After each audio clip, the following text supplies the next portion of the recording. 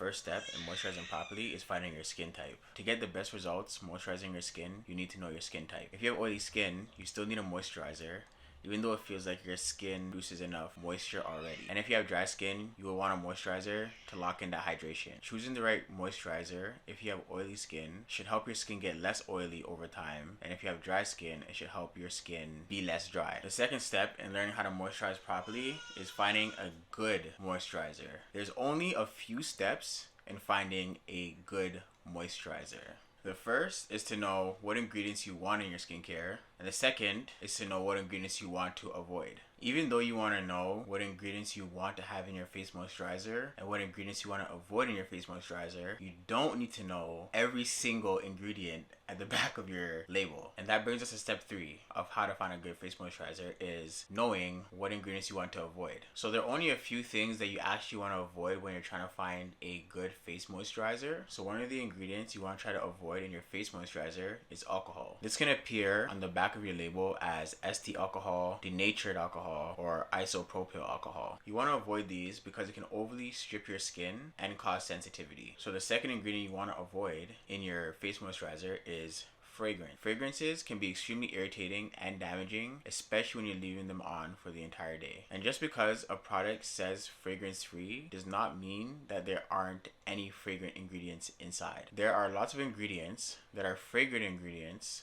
that are not listed as fragrance on the back of the label. The fourth step in learning how to moisturize properly is knowing what your moisturizer is for and why you need a moisturizer. So to understand why you need a moisturizer, first you have to understand a process called transepidermal water loss, also known as TWL or TOOL. So transepidermal water loss is just a process of water leaving your body, sometimes through your skin. And through this process, it can cause your skin to be dehydrated, look dry, increase aging. It can cause a loss of firmness in your skin. And because of all this, we use a moisturizer to keep the hydration and water in our skin while decreasing the effects of transepidermal water loss. So a lot of times companies will make you believe that your face moisturizer needs actives in order to be effective, which is simply not the case. It is good to have actives in your face moisturizer, but it's not necessary. And the reason that is because the job of a face moisturizer is really to keep that water and hydration into your skin and making sure that the water is not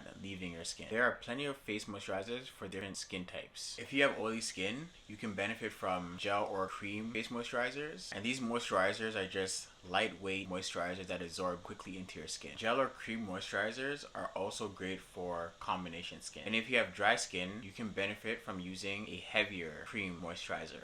So if you're struggling to find a good face moisturizer, if you have dry skin or oily skin or combination skin, we actually developed a face moisturizer that's extremely lightweight and fast absorbing.